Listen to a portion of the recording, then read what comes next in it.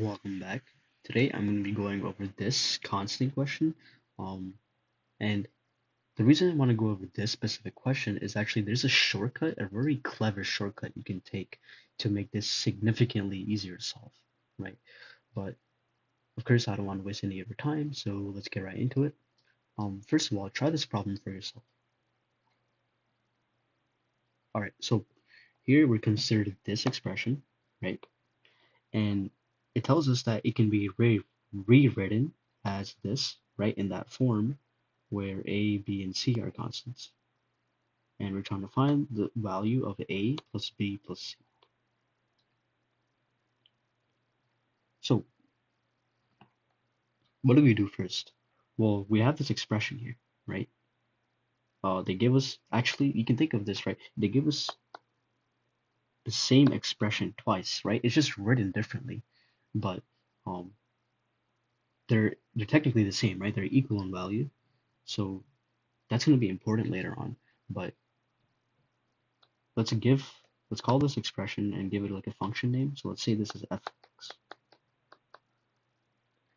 Of course, what I'm going to do now is type that into decimals. So you have f of x, right? That's equal to 11 times 4x minus 3 cubed or squared.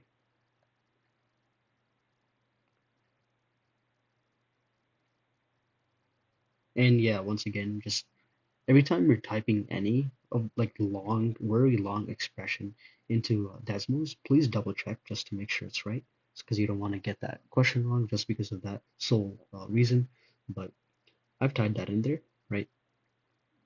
So now, right, why is that? Why did I do that? Well, the reason I named this into function notation is because now can actually solve this quadratic, and this is what trick I would use, right? We know the entire function, right? So let's calculate what f of 1 is. So we know f of 1 is negative 134. So let's write that down.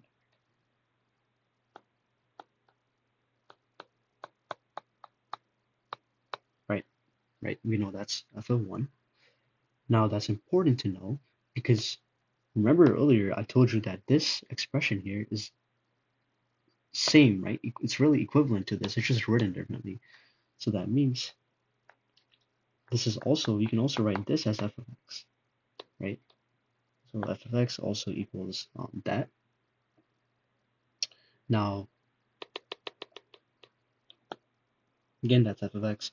So let's plug in 1 into this expression, right? Because if you plug in 1 here, and if you compare that to this one, well, there should be the same value, right? Because it is the same equation or the same expression.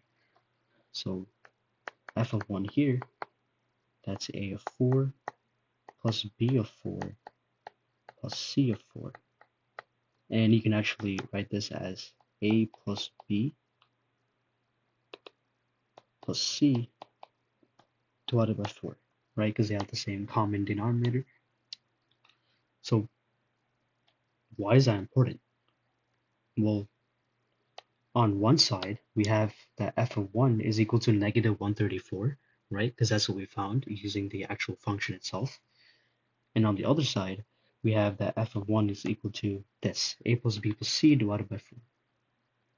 Because they both equal f of 1, right? You can set these two values equal to each other. So you have a plus b plus c over 4, right? That equals negative 134. And that's actually really helpful for this problem because we're trying to find a plus b plus c, right? You'll notice that there's an a plus b plus c here. How do you find that specific value? Well, if you multiply both sides by 4, right? So the 4's on this side cancel out, right? You'll realize that a plus b plus c equals this value, right? So let's calculate that. It's negative 134 times 4, which is negative 536, right? And yeah, we got the value of a plus b plus c. And that's going to be answer choice A in this specific problem. So once again, this question becomes much more easier if you realize that you can just uh, define the expression given as a function, plugging plug in a value, right? And in this case, I think it's always a good idea to plug in one, right? That's the easiest um, number to plug in. So here, right, you can plug in one, and because the two equations or expressions they give us are the same, you can also find f of 1 here, right? Um, you can find f of 1 here, set that equal to the value that we found earlier, and that'll help you get a plus b plus c, right? Um, by taking this approach, not only does it save time, but it also saves a lot of the error that you can get, um, like if you were to expand all of this, right? It would be extremely tedious, and you could also have a lot of mistakes when you expand all of this. Um, so, once again, I would highly take this approach instead. It makes the problem much easier. So, hopefully that made sense.